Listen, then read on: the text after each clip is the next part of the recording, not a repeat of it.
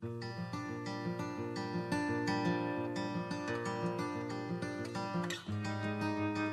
is January the 2nd. Today, we hear eyewitness accounts.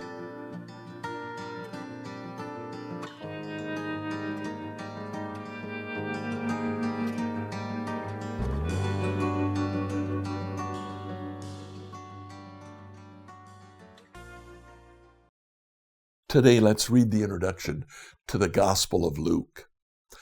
Luke 1:1-4 says, "Since many have undertaken to compile a narrative about the events that have been fulfilled among us, just as they were handed on to us by those who from the beginning were eyewitnesses and servants of the word, I too decided as one having a grasp of everything from the start to write a well-ordered account for you, most excellent Theophilus, so that you may have a firm grasp of the words in which you have been instructed." Luke's initial words identify his purpose in writing. He's writing to Theophilus. The book of Acts is also written to Theophilus. This is relatively common at the time of Luke.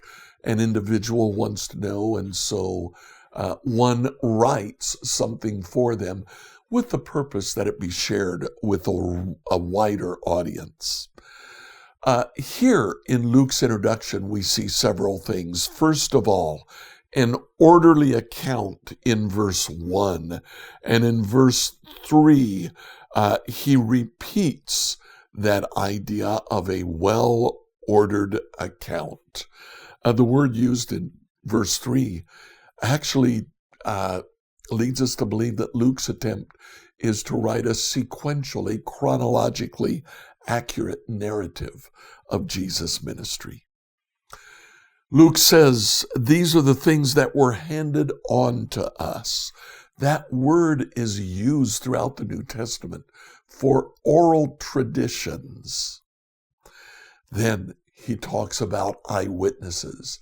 Now, the word here that he uses is the word martyrus in Greek. We get the word martyr from it.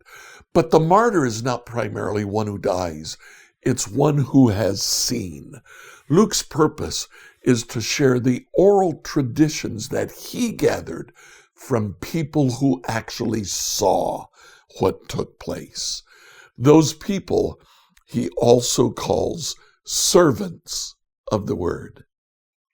That word for servant elsewhere in the New Testament is an attendant or an officer, officer of the temple, officer of the Roman legion. These are probably eyewitnesses who are prominent in the early church. In fact, in the book of Acts, chapter 26, verse 16, Paul says, "I have been an eyewitness and a servant of the word." He uses these very words that Luke used as he opened his gospel. That essentially encloses the gospel and the book of Acts with bookends. This is the account of eyewitnesses who are prominent in the church. Eyewitnesses were important. Let's read Deuteronomy 19:4-21 to see how important it was. Deuteronomy 19:4-21, New Revised Standard Version. Now this is the case of a homicide who might flee there and live. That is, someone who has killed another person unintentionally when the two had not been at enmity before.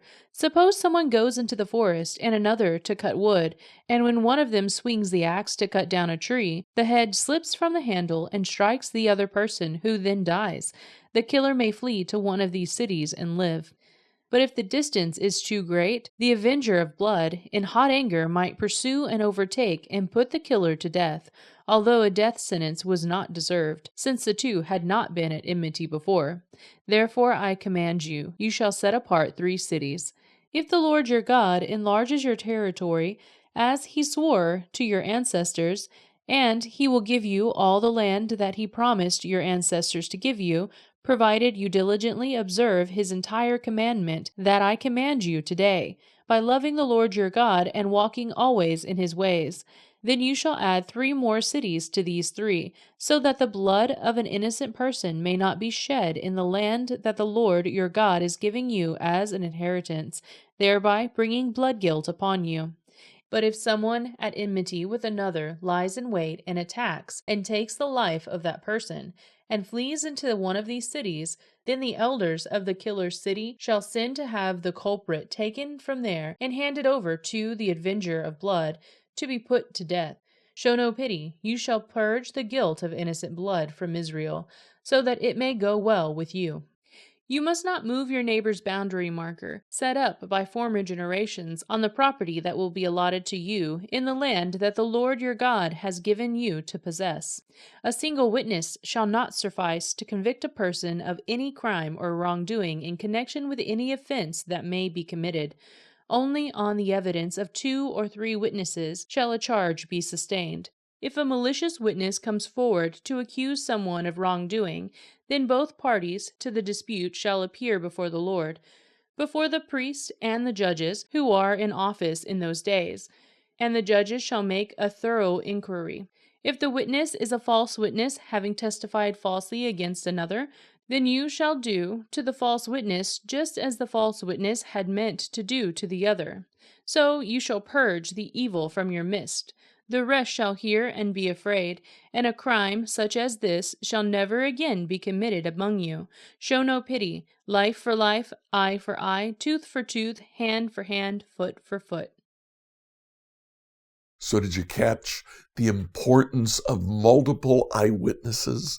Here, Luke is saying that he went back to the eyewitnesses. He's not relying on one. He has multiple eyewitnesses. That makes the account of what he has said appropriate, legally binding. Now, as we look through the gospel and later in the book of Acts, we indeed do see an orderly account. In fact, especially in the book of Acts, we catch sort of blocks that come from specific eyewitnesses. Acts 1-5 comes from Peter. Acts 6 and 7 are eyewitnesses of Stephen, who was the first martyr in the church. Acts chapter 8 comes from Philip. Luke probably talked to Philip. Acts 9-12 goes back to talking to Peter, but now it's Peter outside of Jerusalem. Acts 13 and 14 talk about Paul and Barnabas. And then Acts 15-28 talk about Paul. And here, Luke begins to use the first person plural pronoun, we. This is when Luke was actually traveling with Paul. Luke's purpose in writing his gospel is to give an eyewitness account of what happened in Jesus' ministry and then in the book of Acts as the church began to expand. So what do? Well, today we recognize the importance of being a witness. Go be a witness. Scripture reading from the New Revised Standard Version by Emily Herrera. On Thursdays, New Hope Church releases the sermon from the previous week. You can find it on our YouTube channel, New Hope Church Greenwood, IN, or on our podcast channel, 888-HOPE.